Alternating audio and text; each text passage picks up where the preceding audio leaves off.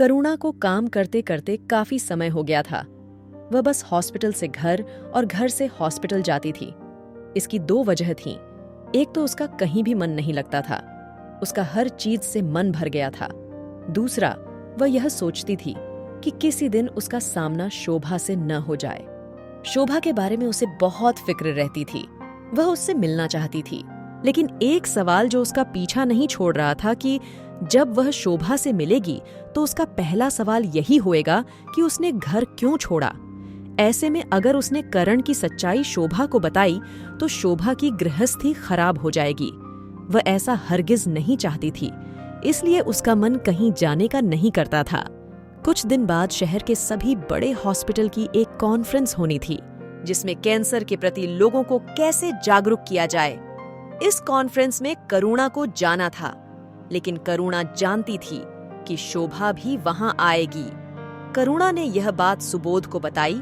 यह सुनकर सुबोध बोला, करुणा, वैसे मुझे हक तो नहीं है, लेकिन अगर तुम मुझे अपना मानती हो तो एक बार बताओ कि तुम शोभा का सामना क्यों नहीं करना चाहती हो। क्या कारण है जो तुमने इतने सालों की दोस्ती तोड़कर वह हॉस्पिटल छोड़ दिया? करुणा जिस सवाल से बचना चाह रही थी, वही सवाल आज उसके सामने खड़ा था। करुणा ने कहा, सुबोधा, वैसे तो मैं यह बात किसी को बताना नहीं चाहती थी, लेकिन तुमसे मैं कुछ छिपा नहीं सकती, इसलिए बता रही हूं। लेकिन तुम्हें मुझसे वादा करना होगा कि इस राज को किसी भी हालत में किसी पर भी जाहिर नहीं करोगे। सुबोध ने करुणा का हाथ अपने हाथ में लेते हुए कहा, करुणा, ये राज मरते दम तक मेरी जुबां पर नहीं आएगा। करुणा ने अपनी ऊपर बीती एक एक बात सुबोध को बता दी। सारी बात वह सर झुकाकर बता रही थी। बताते बताते उसकी आंखों से आंसू बह रहे थे। जब उसने सर उठाकर देखा तो सुबोध की आंखें भी नम थीं। सुबोध बोला, करुणा, मुझे माफ कर देना, मैं नहीं जानता था कि तुम इतना दर्द अपने अंदर लेकर बैठी हो। करुणा ने सुबोध से कहा, मैं इस शहर से कहीं दूर जाना चाहती हूं, जिसे शोभा कभी भी मुझे ढूंढ न सके। सुबोध ने करुणा से कहा, करुणा, मैं उस कॉन्फ्रेंस में से तुम्हारा नाम हटवाने की कोशिश करता हूं। रही बात कहीं और जाने की, तुम उसकी चिंता मत करो। मैं कोशिश करके तुम्हारी नौकरी के लिए कहीं बात करता हूं। मेरी कई हॉस्पिटल में अच्छी जान पहचान है। कुछ ही दिनों में कॉन्फ्रेंस शुरू होने वाली थी। करुणा को बहुत चिंता हो रही थी कि वह शोभा से कैसे मिलेगी। एक दिन सुबोध ने करुणा से कहा, करुणा, मैंने तुम्हारी क्वालिफिकेशन कम होने की बात बताकर तुम्हारा नाम कॉन्फ्रेंस से हटवा दिया है। मुझे माफ कर देना, इसके अलावा मेरे पास कोई उपाय नहीं था। करुणा ने सुबोध का शुक्रिया अदा करते हुए कहा, यह तो सच ही कहा तुमने। वैसे भी पता नहीं मैं तुम्हारा एहसान कैसे उतार पाऊंगी। तुमने मुझे बचा लिया। सुबोध बोला, करुणा, मैंने तुम्हारे लिए कई हॉस्पिटल में बात की है, जिनमें से कहीं ना कहीं तुम्हारी नौकरी पक्की हो जाएगी, लेकिन नए शहर में अकेले कैसे रहूंगी? यह सुनकर करुणा कुछ देर चुप बैठी रही, फिर बोली, सुबोध, बहुत से लोगों के सहारे मैं यहां तक पहुंची हूं, लेकिन अब अपने दम पर दुनिया का मुकाबला करना चाहती हूं। जो होगा देखा जाएगा, वहां भी तुम्हारे जैसे अच्छे लोग मिल जाएंगे। यह सुनकर सुबोध हंसने लगा, फिर बोला, मेरे जैसे क्या? अगर तुम कहो तो मैं ही साथ में चलता हूं। करुणा ने सीरियस होते हुए कहा, नहीं, मैं ऐसा सोच भी नहीं सकती। पहले भी एक बार मेरे कारण तुम्हारी नौकरी जा चुकी है। अब की बार ऐसा हुआ तो मैं अपने आप को कभी माफ नहीं कर पाऊंगी। सुबोध चुप रह गया। सुबोध मन ही मन करुणा को चाहने लगा था, लेकिन यह बात वह अपने मुंह से कह नहीं पा रहा था। लेकिन अब जब करुणा नए शहर में जा रही है तो उसे कुछ समझ नहीं आ रहा था कि बात को आगे कैसे बढ़ाए। इसी तरह कुछ दिन बीत जाते हैं। एक दिन सुबोध करुणा के घर आता है। करुणा, तुम्हें परसों एक हॉस्पिटल में जाना है, मैंने बात कर ली है, बस तुम मिल आओ। नौकरी तो पक्की है, लेकिन सैलरी इतनी ही मिलेगी। करुण बहुत खुश होती है। सुबोध, तुमने मेरे लिए जो किया है वह मैं कभी भूल नहीं सकती। एक एहसान और कर दो मेरे लिए, तुम भी मेरे साथ चलो, वहां सब इंतजाम देख लेना, फिर वापस आ जाना। यह सुनकर सुबोध ने कहा, ये सब कहने की जरूरत नहीं थी। मैं तुम्हें अकेले थोड़े ही भेज रहा था। मैं भी साथ चलूंगा। अगर नौकरी पक्की हो गई तो वहीं रहने की जगह ढूंढ लेंगे। यह सुनकर करुणा बहुत खुश हुई, लेकिन सुबोध उदास बैठा था। उसे उदास देखकर करुणा ने पूछा, अपनी परेशानी में इतना उलझ जाती हूं कि दूसरे के बारे में कुछ सोचती ही नहीं। क्या बात है सुबोध, इतने उदास क्यों हो? कोई परेशानी है क्या? सुबोध ने कहा, करुणा, मैं तुमसे कुछ कहना चाहता हूं, लेकिन हिम्मत नहीं पड़ रही है। लेकिन अब नहीं कहा तो बहुत देर हो जाएगी। करुणा ने पूछा, क्या बात है सुबोध, बोलो। हमारे बीच में डर कहां से आ गया? मैंने अपने बारे में सब कुछ बता दिया है। तुम भी अपने मन में कुछ मत रखो। कहो, क्या कहना चाहते हो? सुबोध ने डरते डरते कहा, करुणा, मैं तुमसे प्यार करता हूं। ये बात मैं मन में रखे हुए था, लेकिन जब तुम्हारे जाने का समय आ गया तो अब मैं अपने आप को रोक नहीं पाया। यह सुनकर करुणा का चेहरा पीला पड़ गया। वह अवाक होकर सुबोध की शक्ल देख रही थी। उसकी आंखें नम हो गई थीं। करुणा बहुत देर तक खामोश बैठी रही। यह देखकर सुबोध ने कहा, मुझे माफ कर दो करुणा, मैं तुम्हारे पुराने जख्मों को कुरेदना नहीं चाहता था। मेरे से गलती हो गई। आगे हम दोनों केवल अच्छे दोस्त बनकर रहेंगे। बस मुझे एक बार माफ कर दो। करुणा ने कहा, नहीं सुबोध, ऐसी बात नहीं है। बस जिंदगी में इतने धोखे खाए हैं कि अब कोई इच्छा बाकी नहीं रह गई। मैंने तो बस मरीजों की सेवा को ही अपने जीवन का मकसद बना लिया था, जिसके बदले में बस मुझे गुजारे लायक पैसे मिल जाएं। लेकिन अचानक तुम्हारी बात सुनकर मैं कुछ सोच समझ नहीं पा रही हूं। सुबोध ने करुणा का हाथ अपने हाथ में लेकर कहा, करुणा, मेरी ओर से कोई दबाव नहीं है। अगर तुम चाहो तो मैं इस बारे में कोई बात नहीं करूंगा।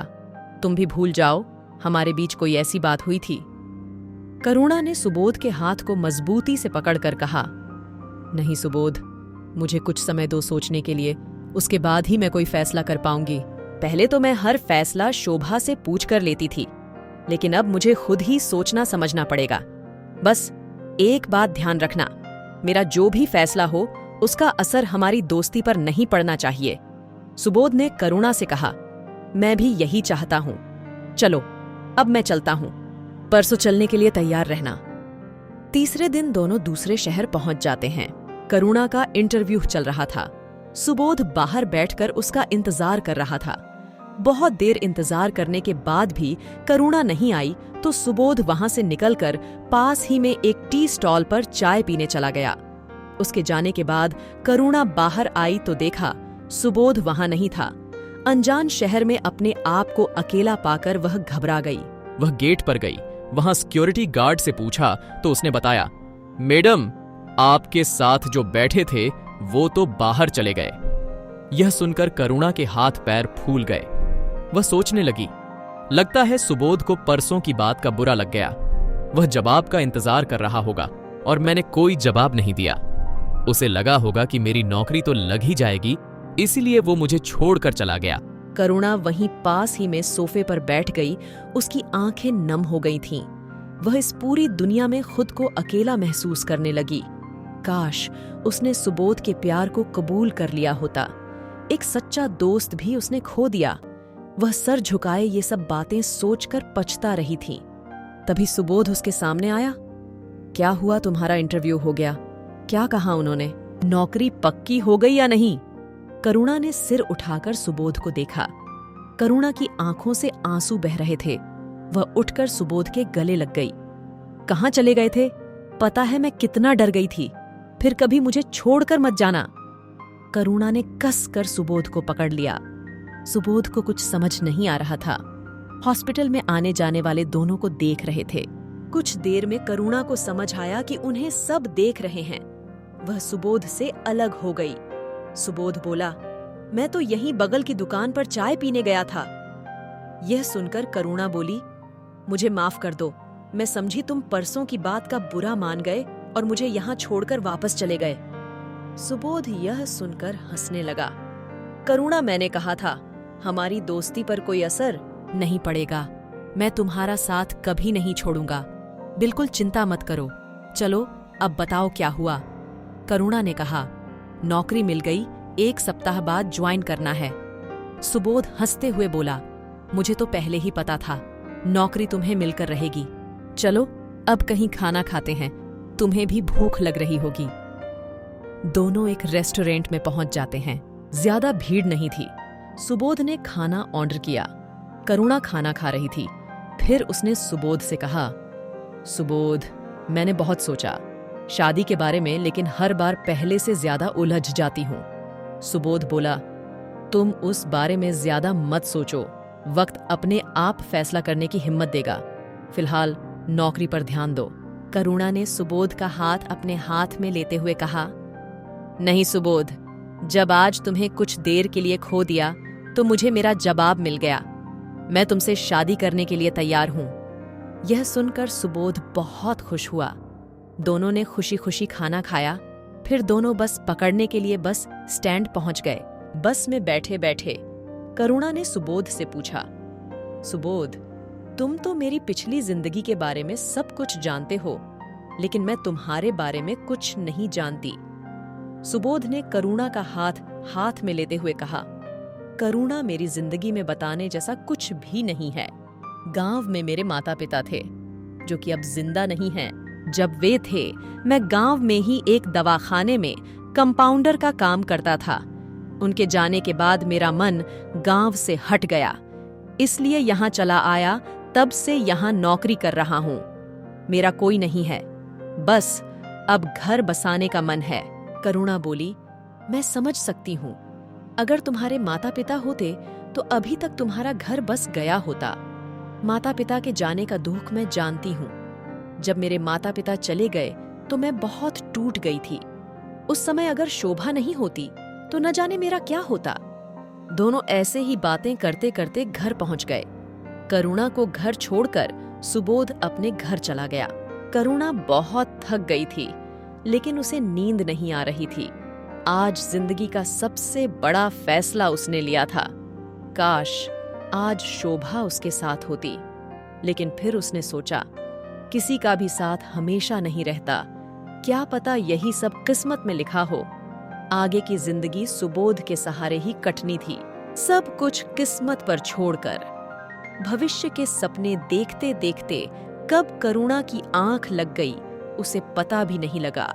करुणा अगले दिन हॉस्पिटल के लिए तैयार हो रही थी। सुबोध का फोन आया। करुणा ने बालकनी से नीचे देखा। सुबोध उसका इंतजार कर रहा था। करुणा जल्दी से नीचे आ गई। दोनों हॉस्पिटल के लिए जा रहे थे, लेकिन आज करुणा सुबोध के सामने थोड़ा शर्मा रही थी।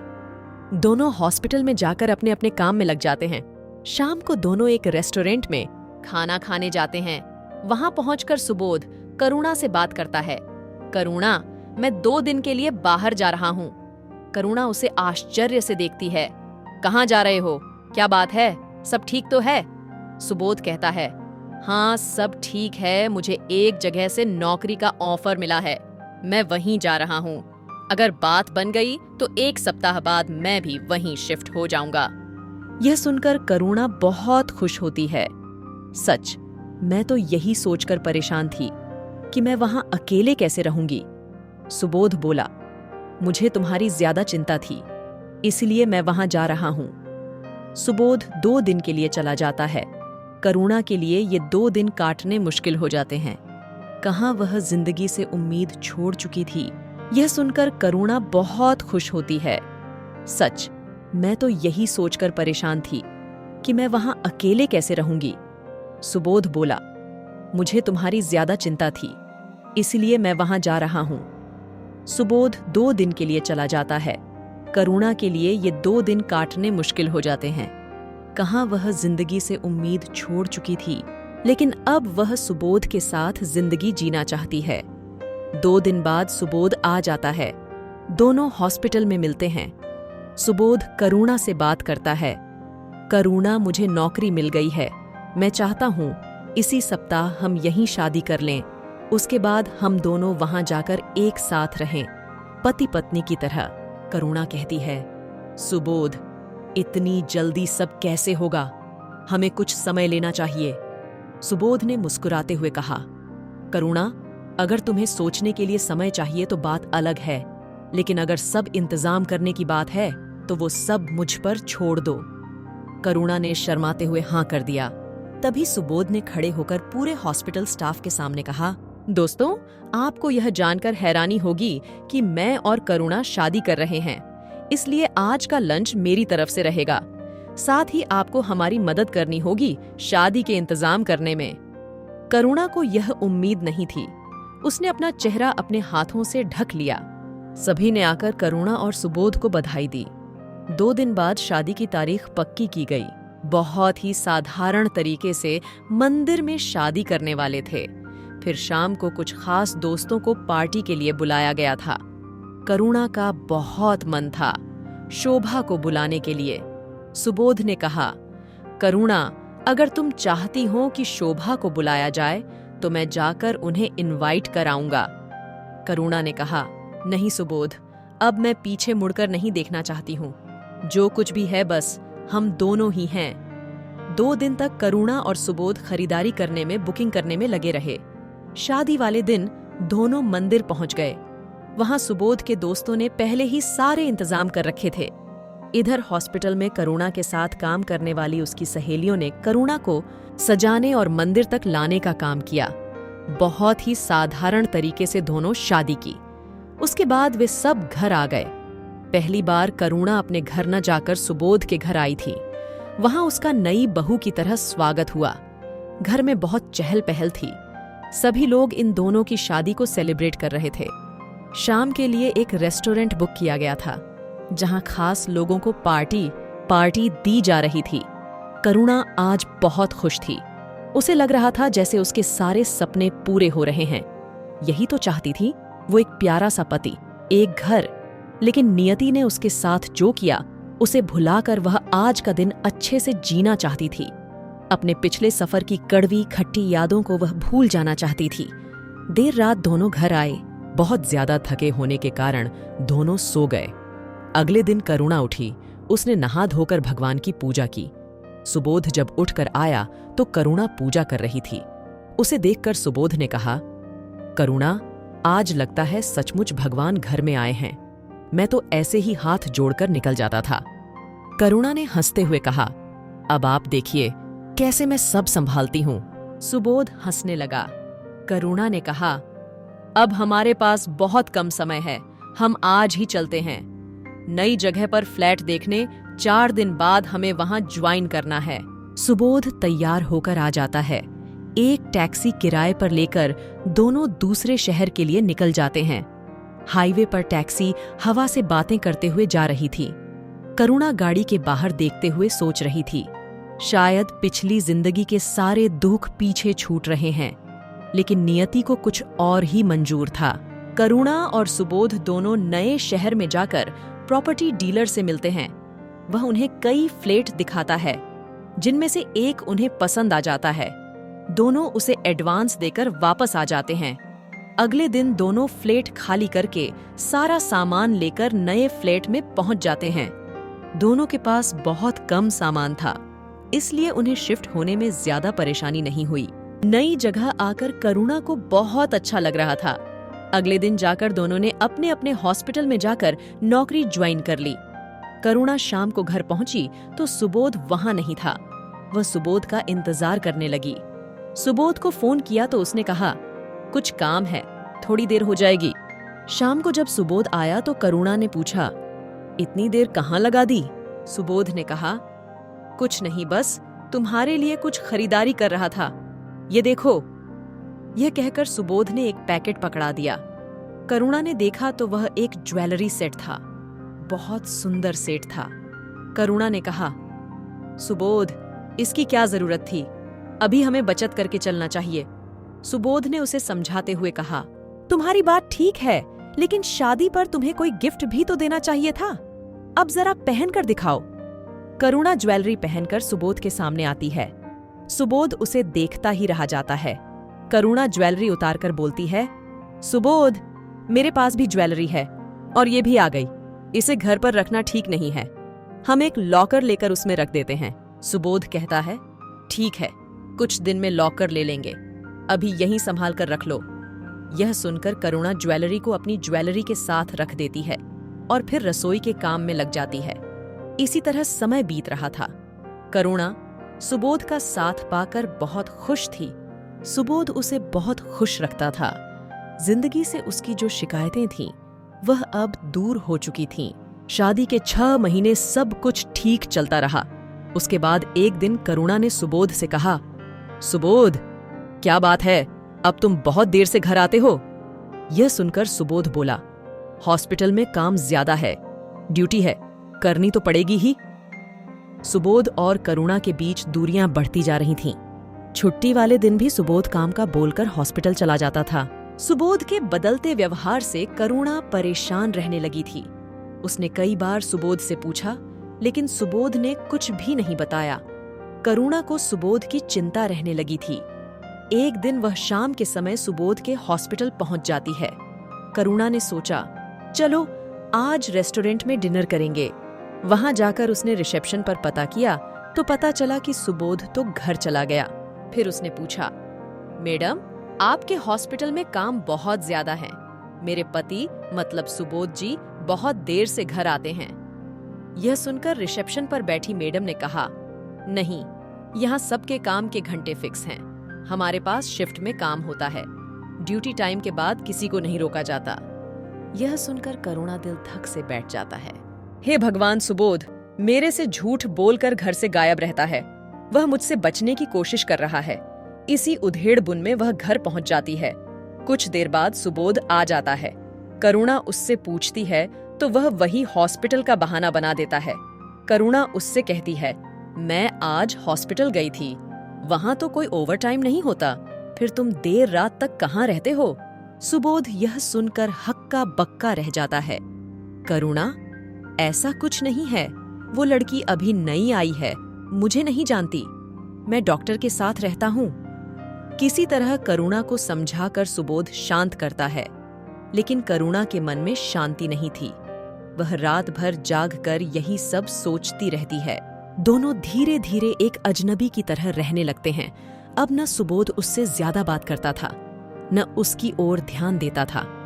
करुणा को ये बात समझ नहीं आ रही थी कि अचानक सुबोध का व्यवहार बदल क्यों गया है। एक दिन सुबोध हॉस्पिटल चला गया। करुणा का मन हॉस्पिटल जाने का नहीं था, वह घर पर ही थी। कुछ देर बाद घंटी बजी। एक पोस्टमैन सामने खड़ा था। उसने करुणा को एक चिट्ठी दी। चिट्ठी सुबोध के नाम थी। करुणा ने चिट्ठी टेबल पर रख दी और रसोई के काम में लग गई।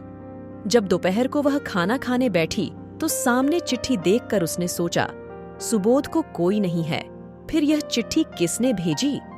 करुणा ने चिट्ठी खोलकर पढ़ना शुरू किया। चिट्ठी पढ़ते पढ़ते करुणा की आंखों से आंसू आ गए। पूरी चिट्ठी पढ़ कर वह सकते में आ गई थी। यह चिट्ठी किसी कोमल की थी, सुबोध की पत्नी कोमल, और उसने लिखा था कि आप पिछले 8 महीने से गांव नहीं आए। दोनों बच्चे आपको बहुत याद करते हैं, एक बार आकर मिल जाइए। एक बार फिर करुणा के साथ धोखा हो चुका था। करुणा की आंखों के सामने अपनी पिछली जिंदगी फिर से दिखने लगी। इस दुनिया में एक भी इंसान ऐसा नहीं है जिस पर वह विश्वास कर सके। हर इंसान ने उसे धोखा दिया है। वह यही सब सोच रही थी कि अब आगे क्या करेगी, किसके लिए जिए। इस धोखेबाज की बेरुखी की वजह भी समझ आ गई थी। अपनी पत्नी से मन भर गया तो उसने करुणा को फंसा लिया। अब उससे मन भर गया तो किसी और को फंसाने की तैयारी कर रहा होगा। करुणा बहुत देर तक पलंग पर लेटी हुई रोती रही। उसने घर छोड़ने का फैसला किया। वह अपने बैग में सामान रखने लगी तो उसने देखा उसकी अलमारी में न तो उसकी ज्वेलरी है, न सुबोध ने जो दी थी वह। करुणा ने अपना पैसा भी सुबोध को दे दिया था। शादी की तैयारियों के समय वह बचा हुआ पैसा भी अलमारी में नहीं था। करुणा समझ चुकी थी कि उसके मान सम्मान के साथ साथ उसकी ज्वेलरी, उसके पैसों को भी लूटा जा चुका है। बस किसी भी दिन सुबोध उसे छोड़कर भाग जाने वाला था, ऐसी जगह जिसके बारे में उसे कभी पता नहीं लग पाएगा। आज अगर यह चिट्ठी उसके हाथ नहीं लगती तो उसे कभी इस सच्चाई का पता नहीं लगता। करुणा ने वह चिट्ठी टेबल पर रख दी और सब कुछ छोड़कर घर से चल दी। इधर शोभा को करुणा के बारे में कुछ पता लग गया था कि उसने सुबोध से शादी कर ली और यह शहर छोड़ दिया। शोभा के सवालों के जवाब तो उसे नहीं मिले थे, लेकिन वह खुश थी कि करुणा को एक जीवन साथी मिल गया। वह जहां भी रहे खुश रहे। शोभा सुबह अखबार पढ़ रही थी, तभी उसकी नजर एक खबर पर पड़ी। फोटो देखकर शोभा डर गई। यह करुणा की फोटो थी। करुणा ने नदी में कूदकर जान दे दी थी। यह फोटो उसकी पहचान के लिए छापी गई थी। शोभा तुरंत गाड़ी लेकर वहां के पुलिस स्टेशन पहुंच गई। उसने करुणा के बारे में पता किया। पुलिस इंस्पेक्टर ने उसे लाश की शिनाख्त करने के लिए चलने को कहा।